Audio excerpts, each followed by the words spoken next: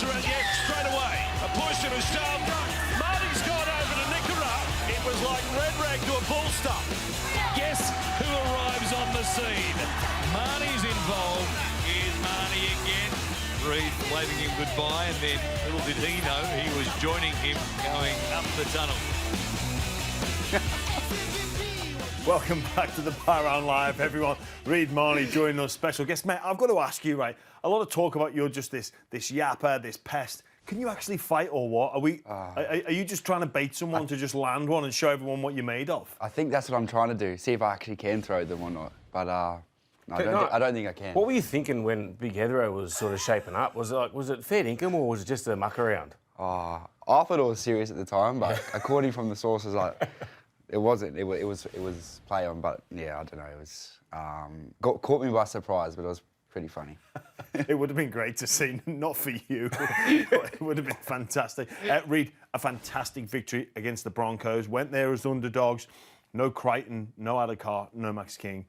An amazing victory. How did that come about? Oh, I think it's been the last few weeks. We've had some pretty tight games. We've had 2 golden point games. We were pretty disappointed up in Townsville a few weeks ago, and yeah, I don't know, I thought it just clicked for us a bit. Obviously, a few of us, you had Critter and Berto out for the last few weeks with Origin in and out, and they changed a bit of how we went about things in the bye week, and probably didn't get it right against the Cowboys with a few of us away. So we worked really hard during that week leading in, and I think it was just our intention to go up there and go after it.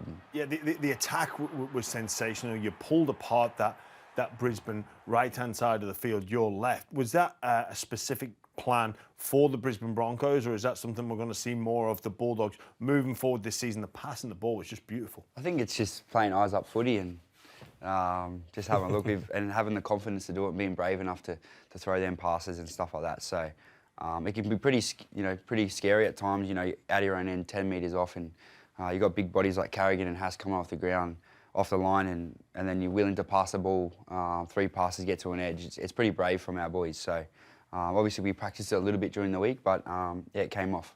You said Critter, Stephen Crichton didn't play on the weekend, obviously. What has he brought to the club? Because he's won 3 competitions, and everyone you hear from, he's just, a leader. They have him in, not too often you have a centre that's a captain. How good's he been for your club at the moment? It probably caught me by surprise a little bit. I didn't really know Stephen much before he came to the club, and he's obviously won comps, and you've seen him in the World Cup. Just amazing. But till you actually get to see him come in and do what he does every day, it caught me by surprise, and it's definitely made me a better player. And I probably speak behalf of the group. Well, you said he made you a better player. You're the king of the niggle.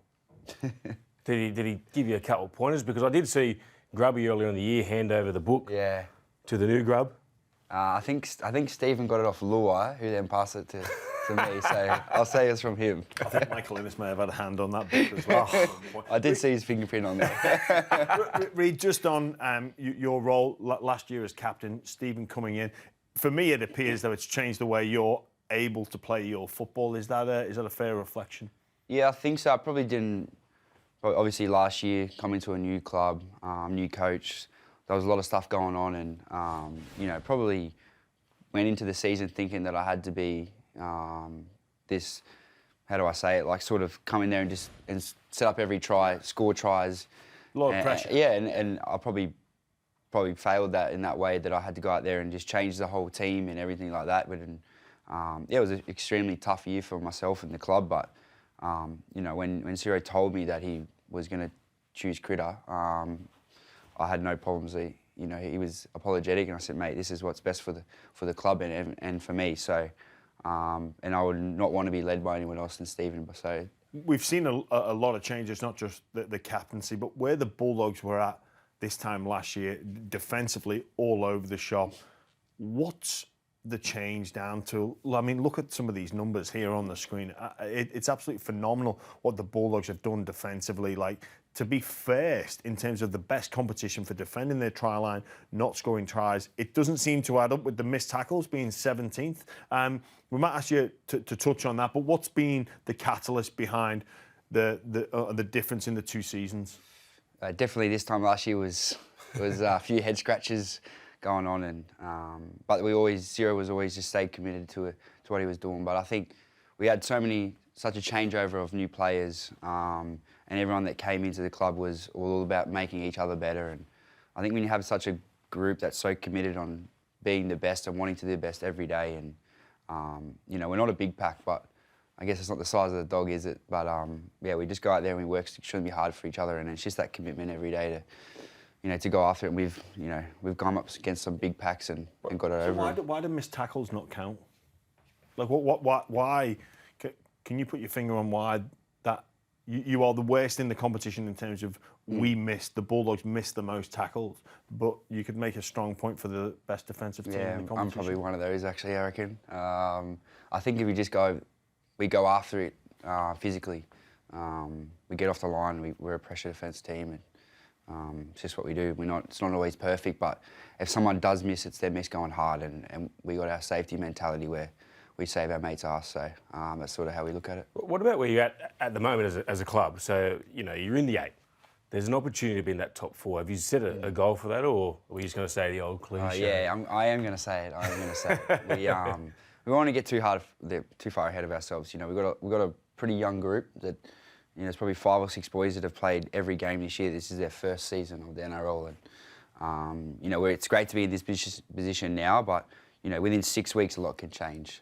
You know, if you don't win the next 6, you could be not even in the finals. So, yeah, we're obviously taking it week by week, very cliche, but we have to. You can't get too far ahead of yourself, and you know, we got the next few away games that are really important for us, and a lot of travel. So, yeah, we need to be able to prepare well. Speaking of the next few games, Belmore, is that one that on the calendar you just tick and you just can't wait to get to? Because I've been around the area before. They're absolutely bonkers when the Dogs are going well. Yeah, it's. I reckon I've had that many people text me this week asking for tickets. So have I. I only get 6 tickets, and I'm getting people asking for 10 tickets. It's a no. So, it's like, sold out. Give me a break. But no, I'm really looking forward. It's I think my 4th time playing at the ground. And I think it's going to be probably one of the most epic What makes games. it so special about playing there? Like, well, we train there every day. Yeah. You know what I mean? And you go into a game day, and it's just like walking into training sort of thing. You get this feel, and we sort of do this thing where we walk down from the Leagues Club. And, oh, really? And we get everyone around us and get the feeling of the culture. And so you walk as a whole team to the ground? To the grounds. And he knows his way around that Leagues Club. There's a nice little Chinese restaurant you frequented, haven't you? Yes. That's where you first met and first was sole division of the club. Accidentally met. I was eating dinner there myself, and then Gus told me to come. One of those. I've had those meetings before with mates. What are you doing here at this pub at this time? Oh, how convenient! We've got the menu. Convenient. What was on the menu? What was the first thing you went for? Fussy eater needs the banquet. I mean, you cater for all cuisine there. Well, if Gus's credit card's on the thing, of course I'm going to go to the top dollar, aren't I? Straight to Lobster? Of course. Did he sell the vision of the club to you? Yeah, he must have, because he must have signed up long after. You know what I was going to say? Because I've been in that situation before. When that photo came out, what was it like when you went back to the old club? What were the boys like at training? Well, you know, I've never been in that situation before.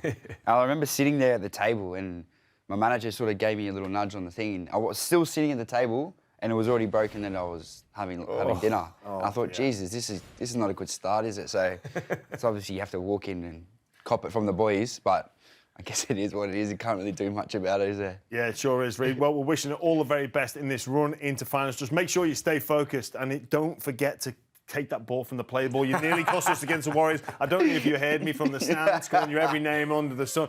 Reid, thanks for joining us, Woodgie. Pleasure of always. We will see you all next week on the Byron Live.